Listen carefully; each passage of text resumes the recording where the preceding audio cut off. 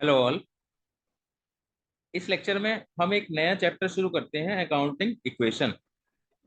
और ये आपका पहला न्यूमेरिकल चैप्टर है 11th अकाउंट्स के अंदर। इससे पहले आपने चैप्टर पढ़े होंगे accounting fundamentals, basic accounting terms और अकाउंटिंग प्रिंसिपल्स। हालांकि ये जो चैप्टर है ये अकाउंटिंग प्रोसेस का पार्ट नहीं है। ठीक है, अकाउंटिंग प्रोसेस का पार्ट नहीं है। आपको पता होना चाहिए अकाउंटिंग प्रोसेस क्या होती है। जर्नल बनाया जाता है पहले, फिर लेजर बनाया जाता है, ठीक है, जिसको खाता बोलते हैं हिंदी में। फिर उसके बाद बनाया जाता है ट्रायल बैलेंस बनाया जाता है। फिर बनाए जाते हैं फाइनल अकाउंट्स। और फाइनल अकाउंट्स के अंदर हम दो चीजें बनाते हैं, और एक प्रॉफिट एंड लॉस अकाउंट बनाते हैं, और एक हम बनाते हैं बैलेंस शीट। ठीक है। तो प्रॉफिट एंड लॉस से हमको क्या पता चलता है? हमको पता चलता है हमारा प्रॉफिट कितना है, और अगर लॉस है तो लॉस कितना है। बैलेंस शीट से हमें क्या पता चलता है? बैलेंस शीट से हमें पता चलता है हमारे बिजनेस की फाइनेंशियल पोजीशन क्या है। अब फाइनेंशियल पोजीशन क्या होती है? ठीक है, तो फाइनेंशियल पोजीशन का मतलब होता है कि आपके पास कितनी एसेट्स हैं, ठीक है, और कितनी लाइबिलिटीज हैं, ठीक है, और आपकी कैपिटल क्या है। ठीक है, तो ये है आपकी अकाउंटिंग प्रोसेस। और ये जो आपकी जो चैप्टर है अकाउंटिंग इक्वेशन, ये अकाउंटिंग प्रोसेस का पार्ट नहीं है। ठीक है। आपने एक अकाउंटिंग प्रिंसिपल पढ़ा होगा, डुअल एस्पेक्ट।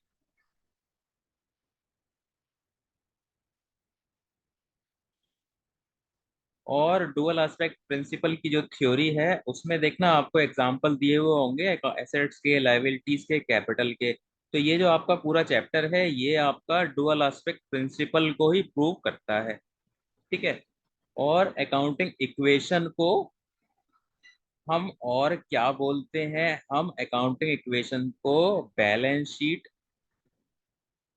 इक्वेशन भी बोलते हैं। ठीक है। अब बैलेंस शीट इक्वेशन क्यों बोलते हैं? तो देखो, हमने यहाँ नीचे क्या देखा है। हमने नीचे देखा है बैलेंस शीट बनती है और बैलेंस शीट के अंदर एसेट्स, लायबिलिटीज और कैपिटल दिखाते हैं। और अकाउंटिंग इक्वेशन को हम बैलेंस शीट इक्वेशन इसलिए बोलते हैं क्योंकि इन तीनों चीजों की ही इक्वेशन होती है अकाउंटिंग इक्वेशन के अंदर। यानी कि अकाउंटिंग इक्वेशन होती क्या है?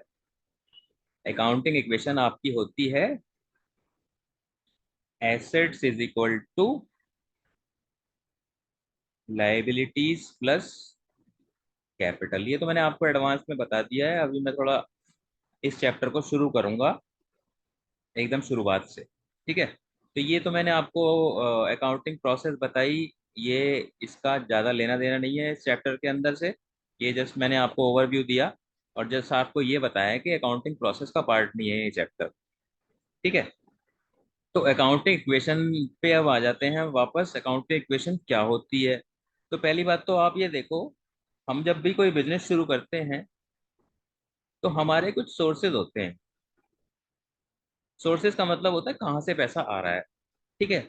और उसके बाद कहाँ पैसा लग रहा है, उनको हम यूजेस बोल सकते हैं। यूजेस के साथ हम उसको एप्लीकेशंस भी बोल सकते हैं। ठीक है। तो एक बिजनेस के अंदर कहाँ कहाँ से पैसा आता है? मान लो मालिक है, मालिक का जो बिजनेस में पैसा लगा हुआ होता है उसको हम क्या बोलते हैं? कैपिटल बोलते हैं। तो कैपिटल एक सोर्स है, ठीक है, जहां से पैसा आता है। मान लो कैपिटल है एक बिजनेस के अंदर 6 लाख। ठीक है। तो ये एक सोर्स है। और एक होता है लाइबिलिटीज। लाइबिलिटीज का मतलब क्या होता है? हमने बाहर के लोगों से उधार लिया हुआ है चीजें। ठीक है। तो यानी कि हम हमारी लाइबिलिटीज है 4 लाख रुपए। ठीक है। यानी कि मालिक का खुद का पैसा और बाहर वालों से लिया हुआ पैसा। मालिक का खुद का पैसा कैपिटल, और बाहर वालों से जो लिया गया पैसा है वो है लाइबिलिटीज। तो यानी कि अब हम बिजनेस शुरू करेंगे तो हमारे पास टोटल कितने पैसे हैं? हमारे पास 10 लाख रुपए हैं। ठीक है। अब ये दो 10 लाख का हमने कुछ तो किया होगा, ठीक है, अलग अलग चीजें खरीदी होंगी और कुछ नहीं करा होगा, तो हमने हमारा क्या होगा, कैश होगा पूरा 10 लाख रुपए एसेट्स के अंदर। ठीक है। तो यहाँ यूजेस और एप्लीकेशंस के को हम क्या बोलते हैं, एसेट्स भी बोलते हैं। एसेट्स में पैसा लगा हुआ होता है। ठीक है। तो एसेट्स में कैसे कैसे लगा रहता है, मान लो आपने बिल्डिंग में लगा दिया पैसा, बिल्डिंग में लगा दिया आपने 3 लाख रुपए। ठीक है। आपने मशीनरी खरीद ली 2 लाख रुपए की। ठीक है। आपने सामान खरीद लिया, तो सामान जो खरीदा होगा उसको आप किस नाम से दिखाते हैं, स्टॉक से, स्टॉक करके दिखाते हैं। ठीक है। मान लो आपका स्टॉक है 1 लाख रुपए। ठीक है। और आपका बैंक में पैसा पड़ा हुआ है 3 लाख रुपए। ठीक है। तो कैश कितना पड़ा हुआ है फिर, यानी कि जो इन सब में नहीं लगा हुआ वो कैश पड़ा हुआ है, तो यानी कि 10 लाख में से तीन दो पांच और एक छह और तीन नौ, यानी कि 1 लाख मेरा कैश है। तो ये देखो 10 लाख ये आ गया। ठीक है। तो यानी कि ये जो दोनों हैं ये इक्वल होते हैं, ये इक्वल होते हैं। ठीक है। और यही अकाउंटिंग इक्वेशन है। ठीक है। और चीज मैं आपको बताता हूँ, ये जो कैपिटल है ये मालिक ने बिजनेस में लगाया है। ठीक है। इन दोनों को हम मिला के इक्विटीज भी बोलते हैं, इनको हम बोलते हैं इक्विटीज। इक्विटीज के कई सारे मीनिंग होते हैं, इक्विटी शेयर होता है, इक्विटी का ये मतलब इक्वालिटी भी होता है, लेकिन यहाँ पे जो इक्विटी का मतलब है क्लेम। ठीक है। यानी कि मैंने किसी बिजनेस में 6 लाख रुपए लगाए हैं, तो मैं कह सकता हूँ कि मेरा इस बिजनेस में इक्विटी है 6 लाख रुपए। ठीक है। तो कैपिटल को हम क्या बोलते हैं, ओनर्स इक्विटी बोलते हैं, यानी कि ओनर्स का एक बिजनेस के अंदर क्लेम। और ऐसे ही लाइबिलिटीज को हम क्या बोलते हैं, एक्सटर्नल इक्विटी, यानी कि बाहर वालों का बिजनेस में क्लेम। ऑफ कोर्स बाहर बाहर वालों से मैंने 4 लाख रुपए लोन ले रखा है और बिजनेस में लगाया हुआ है, यानी कि बाहर वालों का मेरे बिजनेस के अंदर कितना क्लेम है, 4 लाख रुपए। ऐसे ही इसका नाम है एक और, इंटरनल इक्विटी। ऑफ कोर्स मालिक तो एक बिजनेस के अंदर इंटरनल होता है ना। कैपिटल को भी तो हम बोलते हैं कि ये एक बिजनेस की इंटरनल लाइबिलिटी है। ठीक है। कैपिटल भी एक अपने आप में लाइबिलिटी है, लेकिन वो इंटरनल लाइबिलिटी है। तो इसको मैं क्या बोलूंगा, इंटरनल इक्विटी भी मैं बोलता हूं इसको, और लाइबिलिटी को मैं क्या बोल सकता हूँ, एक्सटर्नल इक्विटी भी बोल सकता हूँ। ठीक है। ये सब चीजों ये सब नाम भी बोलते हैं हम इनको। और एक तरीके से मैं कह सकता हूँ कि total equity is equal to total assets. Total equity is equal to total assets. ठीक है। टोटल इक्विटी ये हो गई और टोटल एसेट ये हो गई। अब इक्विटी के दो पार्ट कर लो। ठीक है। इक्विटी के दो पार्ट कर लो। इक्विटी में क्या आता है, दो चीजें आती हैं, कैपिटल और लायबिलिटी। ठीक है। और मैं इक्वेशन में इधर उधर कर देता हूँ इनको, तो यानी कि मैं क्या बोल सकता हूँ, assets is equal to liabilities plus capital. ठीक है। एसेट्स को क्या बोलता हूँ मैं, एक तरीके से टोटल एसेट्स बोल सकता हूँ, और यहाँ पे क्या बोल सकता हूँ इसको मैं, लायबिलिटीज को मैं बोल सकता हूँ एक्सटर्नल इक्विटी और इंटरनल इक्विटी।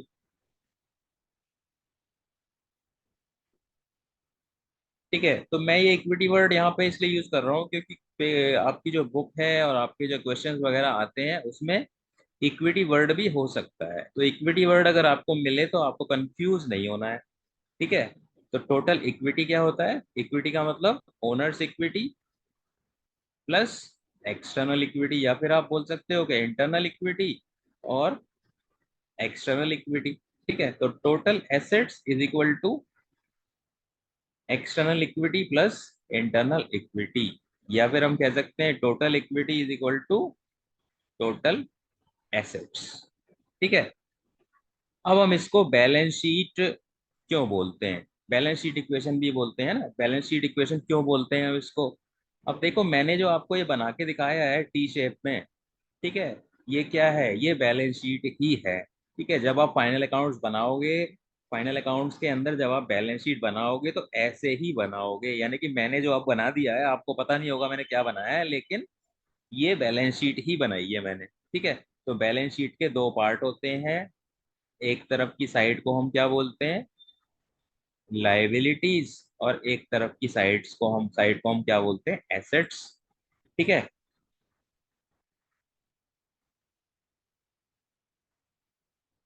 तो यानी कि ये जो अकाउंटिंग इक्वेशन है ये बैलेंस शीट को ही तो दिखाती है। ठीक है, और बैलेंस शीट के सारे आइटम को अगर मैं इक्वेशन में बना के लिख दूं, जैसे कि ये जितने भी आइटम है यहाँ पे, जितने भी आइटम है मेरे पास जगह कम है, मैं कहाँ लिखूं, देखो मैं ऊपर लिख देता हूँ सबसे ऊपर। ठीक है, अगर मैं ऐसे लिखूं कि 6 lakh plus 4 lakh is equal to 3 lakh plus 2 lakh plus 1 lakh plus 3 lakh plus 1 lakh, ये देखो ये 6 लाख मैंने यहाँ लिख दिया। ठीक है, 4 लाख मैंने यहाँ लिख दिया, 3 लाख मैंने यहाँ लिख दिया, 2 लाख मैंने यहाँ लिख दिया, 1 लाख मैंने यहाँ लिख दिया, और 3 लाख मैंने यहाँ लिख दिया, और 1 लाख मैंने यहाँ लिख दिया। ऑफ कोर्स ये तो इक्वल ही होंगे। ठीक है, तो यानी कि बैलेंस शीट को मैंने एक इक्वेशन के फॉर्म में लिख दिया है, और ये इक्वेशन को हम क्या बोलते हैं, अकाउंटिंग इक्वेशन बोल सकते हैं, और क्योंकि बैलेंस शीट को ही मैंने लिखा है, और बैलेंस शीट भी ऐसे ही बनती है।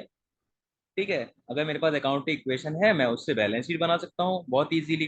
तो यानी कि आपके जो क्वेश्चंस आएंगे, अगर 20 क्वेश्चन है तो उसमें से 3-4 क्वेश्चन ऐसे होंगे जिसमें बोला जाएगा कि अकाउंटिंग इक्वेशन बनाओ और उससे एक बैलेंस शीट भी बना दो।